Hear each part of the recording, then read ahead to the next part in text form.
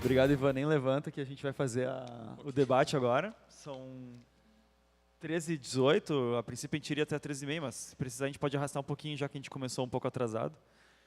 Então, Carol, Felipe, Richard, por gentileza. Eu vou ficar aí daí. Uhum.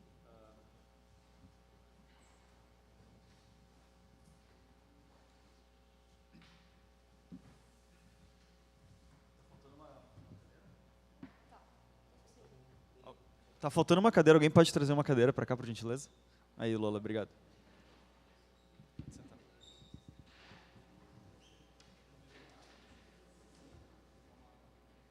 Pode pegar. Tem essa água para todos também. Alguém quer se inscrever enquanto o pessoal senta? O Fabrício ali.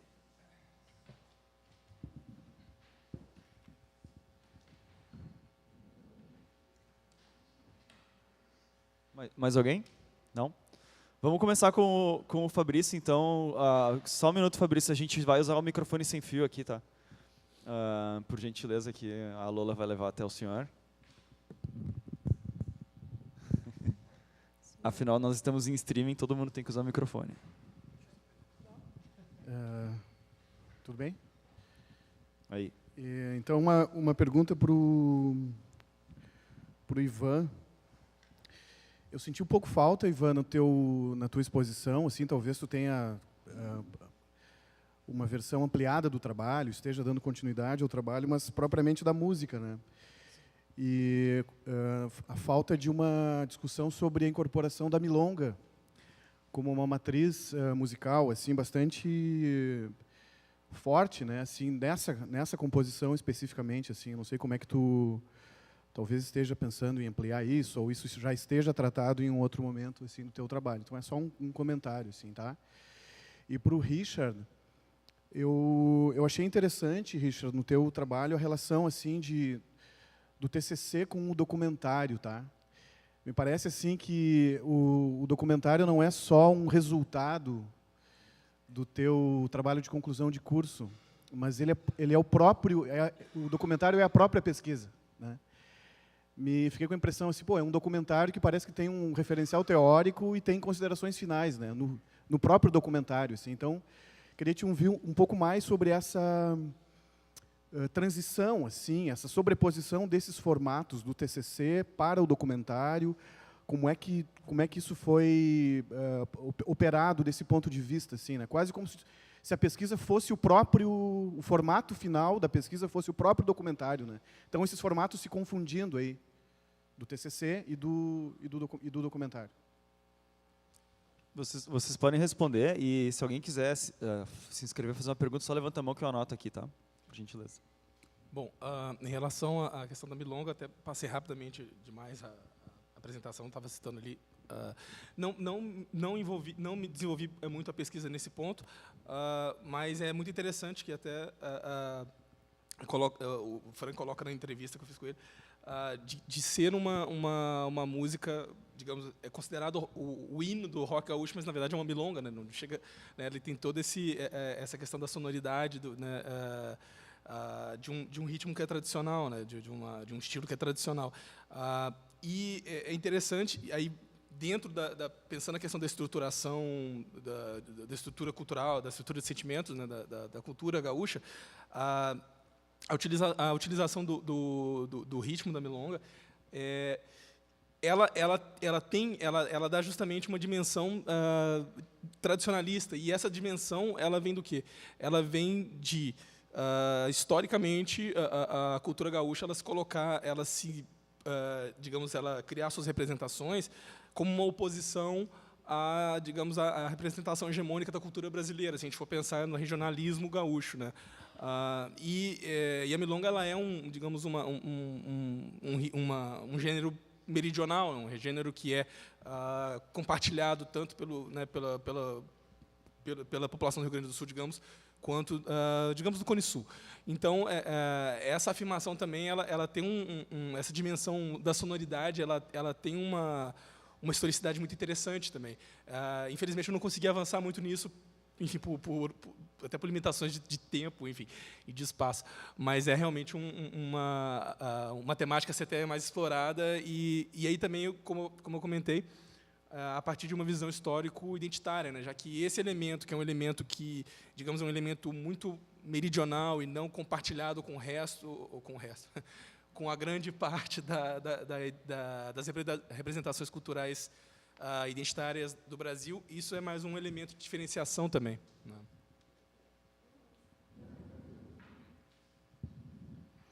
Então, sobre a escolha de fazer um documentário para o trabalho de conclusão de curso, é uma escolha que a gente tem lá como trabalho experimental.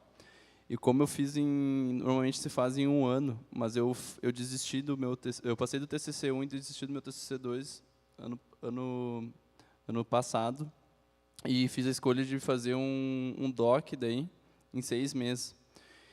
Foi uma experiência bem curiosa fazer esse documentário junto com tem que ter um aparato acadêmico, né, um aparato escrito que sustente esse documentário, e o documentário ele tem que conversar com um aparato teórico, ele tem que ter uma relação direta. E isso era um desafio também, porque não era simplesmente fazer qualquer pergunta, teria que ter algumas provocações, porque essa relação tem que ser direta, tem que ter a ver, e tem a ver. O meu trabalho escrito tem a ver com o que as bandas, tanto o recorte, no caso, que é feito, é um recorte provocando que eles respondam aquilo que se pretende concluir com o trabalho escrito. Não sei se deu. Então, e como eu tive 3 meses para captar as imagens e escrever, eu fiz isso de forma simultânea. No mesmo decorrer que eu ia fazendo, captando as imagens, perguntando para as bandas sobre o que eu pretendia com o trabalho, eu ia escrevendo o trabalho. Então, foi um processo, a metodologia foi um processo bem curioso, assim, porque se deu de forma simultânea e muito rápido. Tanto que, no início, eu acabei entrevistando 6 bandas, mas eu tinha a pretensão de entrevistar 10, mas ia ficar demais. E eu tive que fazer alguns recortes de interesses que eram mais meus, só que não se encaixavam em teorias acadêmicas, assim, coisas que eu não tinha aparato teórico para poder justificar aquilo que teria no documentário. Então, tanto que eu ainda não lancei o documentário, ele não se encontra na internet, até por isso, porque eu pretendo reformular ele e não botar mais algumas respostas ou coisas assim que não se encaixaram no trabalho, mas que no caso, se eu lançar na internet, não precisa ser justificado, né? E sim, vai ser e de alguma forma são partes importantes também e respostas importantes. Então, no fim, esse documentário ele responde muito esse trabalho, mas eu ainda vou reeditar ele com algumas imagens, que eu captei bastante imagens, e pretendo captar mais bandas futuramente, né, que também estavam na lista, assim, porque no fim tem bastante bandas, e abranger também, eu acabei não abrangendo tanto o assunto, o selo independente que hoje em dia a gente tem aí. Tem o SoundCloud, tem Lesma Records, tem a Honey Bombs, tem alguns selos que eles vêm trabalhando, e é legal também, pelo propósito do trabalho, e é importante para a cena independente. Mas, enfim, eu respondi a tua pergunta. Feito. Richard, já pode entrevistar o Mário, que é da Lesma Records, tá ali, ó. Gente, olha que estamos no futuro. Nós temos uma pergunta vindo de streaming. A Lola vai ler ela em voz alta para nós. Seguinte, a Lumelo quer saber, Ivan, mas aberto a todos da mesa, que se a milonga ou o rock milongado pode ser representantes da estética do frio no Rio Grande do Sul, qual ou quais músicas poderiam representar a estética do mormaço? Desculpa. Rio 40 graus nessa. Como é que é? A final da seguinte, pergunta. ela fala que se a milonga ou o rock milongado pode ser representante da estética do frio aqui no Rio Grande do Sul, qual ou quais músicas representariam a estética do mormaço? Acho que depende do mormaço de onde, assim, sabe? Tipo, primeiro, se for pensar no... Não, mormaço aqui. Sim, pois é. Do mormaço aqui... Tu como carioca, que já sabe sim, bem. Sim, pois é. Cara... Orgasmo legal, né? Hã? Não é mormaço. Música orgasmo legal. Pode ser até, não sei, a Marcela até pode, eu não sei, pode ser. Não, também. a questão tá aberta a todos da mesa aí, sim. Sim. Carol, Felipe, Tô Richard. pensando em... Boa pergunta, né? Vamos matutando e aí a gente vamos pensando, depois até o final da sessão de perguntas a gente responde. A Simone se inscreveu. Ela confirmou que era no Rio Grande do Sul mesmo. Ah, aqui tá. nesse- A gente já vai te responder, Lu. Só um minuto que a gente está matutando aqui. Mas a Lola a Simone quer fazer uma pergunta aqui. Olá, boa tarde a todos. Parabéns pelas apresentações super bacanas todas. Eu queria fazer uma pergunta para Carol. Na verdade, não é nenhuma pergunta exatamente, Carol, mas quer dizer, pergunta, eu queria te ouvir mais sobre a questão das materialidades ligadas à banda, né, da Cachorro Grande. Eu fiquei aqui pensando no seguinte, se essa materialidade da performance da banda, etc., teria uma especificidade geracional, porque você falou que é uma cena diferente da cena dos 80, papapá, então se teria uma especificidade, queria te ouvir um pouco mais falar disso, né, se tiver mais observações e tal. E também queria fazer também acho que é uma observação, Felipe, para você. Quer dizer, o tema que você está tocando me toca muito, me provoca muito, me interessa muito essa ideia do precário, né, e do precário como uma condição, vamos dizer, de um terceiro mundo, sei lá, né, a gente não usa mais essa expressão, mas de um lugar periférico no mapa mundial, né, qualquer coisa assim.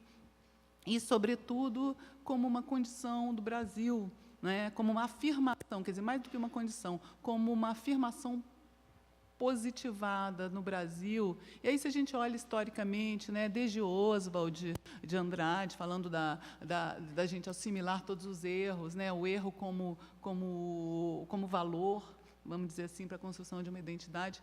Então, eu tendo a concordar com você, né, bastante, né, de que essa estética da gambiarra, do precário, é uma condição se é isso que você disse, né, desse lugar que a gente está, do Brasil, e mais do que isso, da afirmação, né, acho super interessante essa ideia. Ao mesmo tempo, quer dizer, me interessa muito a produção, por exemplo, das favelas cariocas, do funk, que é absolutamente, me parece que é absolutamente atravessada por essa precariedade na maior parte das vezes, né? Quer dizer, o lo-fi como o que é possível fazer, não como, e aí vai a minha questão, quer dizer, ali o que é possível fazer, não como ideologia, né? Então, quer dizer, eu não sei, eu queria, na verdade, te ouvir, ver se você concorda com isso. Quer dizer, em alguns momentos o lo-fi é usado, se a gente pensar o lo-fi como uma impossibilidade tecnológica, uma precariedade tecnológica, ele é usado porque não há outra possibilidade, não há uma ideologia ali. Se os meninos do funk lá que estão fazendo vídeos ou tracks com os equipamentos, se eles estiverem melhores, eles vão fazer. Eles não estão fazendo um elogio disso. Agora, me parece que nos casos que você está analisando, há um elogio, há uma intenção ideológica de defender essa precariedade. Quer dizer, eles poderiam estar usando ferramentas melhores, né? Então, talvez essa seja a especificidade da sua análise, né? Alguma coisa assim. Mas para ouvir mais vocês. Então, Simone, não foi uma coisa assim que a gente pensou muito, mas agora no que tu falou eu comecei a pensar um pouco, sabe? Essa questão das materialidades, talvez uma questão geracional, né? Tem uma coisa assim muito importante na Cachorro Grande, nesse momento da Cachorro Grande, no Costa do Marfim, que eles recuperaram esses aparatos técnicos e questões eletrônicas e tudo. Ele é um disco de produtor. Assim, tem uma discussão assim, a gente não fez uma discussão tão aprofundada, mas puxou assim na questão das indústrias culturais, assim, ele é um disco bem de produtor, assim, é um disco do Educar. O Educar, eles reconhecem isso, assim, eles tentam fazer essa recuperação dos materiais da cena Manchester tudo que foi utilizado na época, tentou fazer alguma coisa assim, mas ele é um disco que não seria possível, nem o show seria possível se não fosse a produção do Educar, que apareceu, que transformou a banda, que fez com que eles pensassem de forma diferente e levou isso para o show, porque o show de lançamento ele não se manteve. Por exemplo, eles tentaram, foi uma tentativa, né, fazer esse show assim com essa pegada eletrônica, só que tocar com base é muito diferente, né? Não é, eles estavam acostumados baixo, guitarra, bateria, teclado, freestyle assim, tu consegue fazer uma jam e tudo, e com base eletrônica isso não é possível. Se tu tem um erro, vai ficar muito evidente, tu retoma.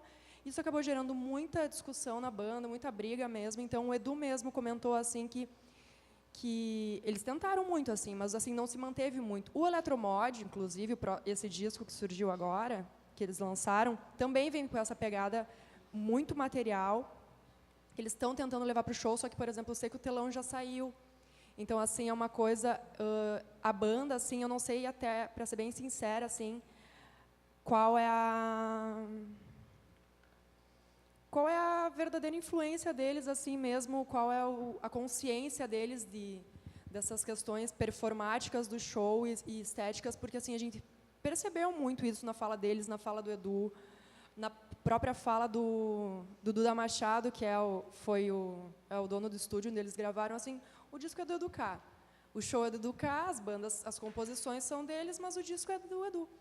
Então, assim, são coisas que acabaram surgindo, que estão expostas na dissertação, estão nos meus apêndices, assim. Mas eu não sei, sabe? Assim, eles trouxeram essas questões muito fortes de Manchester, que é uma coisa que não... Nessa questão geracional, sim, ali no Costa do Marfim isso ficou muito evidente. Até então, eles vinham com aquela coisa meio... uma estética retrô, aquelas coisas bem retrô dos Beatles, eles passaram para um Britpop mais dançantezinho, chegaram na Manchester, então eles têm, talvez, dê para pensar mesmo, assim, tem essa coisa geracional a cada disco, mas essa é muito, muito forte, essa questão, essa influência do produtor, assim, no show e no próprio disco, que também veio para o Eletromod, né? E eles querem fazer um terceiro disco com o Edu, então isso também cada vez vai ficar, acho, mais forte. Oi. Vou tentar responder. Assim, de certa forma, eu concordo assim, com essa ideia da... diria assim, que o que eu estou procurando, digamos assim, ainda não... seria o lo-fi menos político, assim, que é o que tu coloca, assim, menos com uma... Porque eu tenho encontrado assim, eventos, digamos assim, que lidam com essa ideia desse precário mesmo por falta de condições, né? E disso assim como alguma espécie de ética, assim, e que não seria alguma coisa, porque quando a gente fala do lo-fi assim como uma espécie de resistência política, né? Então, e como eu gostaria de fugir dessa ideia da resistência política e também como uma regra de estilo, assim, por exemplo, eu faço uma música comum, mas eu boto ali um violão arrastado porque aquilo é indie. Eu gravo o vocal mais baixo porque é isso aí. Então, assim, eu quero fugir disso. Na verdade, eu estou buscando um pouco mais desse precário, assim, que seria uma condição ética mesmo de um fazer. E aí, por exemplo, esses casos que eu trouxe, seria essa ideia, assim, embora essas duas figuras produzam música e álbuns de estúdio, etc., tem uma espécie de fazer meio, assim, compulsiva, né? E aí, esse fazer, assim, vinculado a uma certa possibilidade tecnológica, talvez, assim, eu faço... e aí, discutindo essas lógicas até, assim, do privado e do público. Então, é um fazer na madrugada, e aí eu publico isso, ou eu gravo esse disco de qualquer jeito, porque hoje eu posso fazer isso, e não há um interesse, assim... Então, eu não sei se eu estaria assim não é um meio termo entre isso, mas eu não gostaria de trabalhar com a baixa definição como uma espécie de estilo, assim, né? Que seria essa ideia e muito mais encontrar assim onde isso está como uma espécie, que é o que eu estou tentando elaborar também quase como uma espécie de um método, assim, também, né? De um método de fazer, assim. E por que eu estou pensando dessa forma? Porque e é isso, claro, isso tem uma base epistemológica assim por trás, mas isso também é um método que eu costumo fazer, assim, né? Então, na realidade, é uma investigação que ela atravessa uma espécie de objeto onde eu também estou ali presente, pensando assim como esse trabalho assim na precariedade, digamos assim.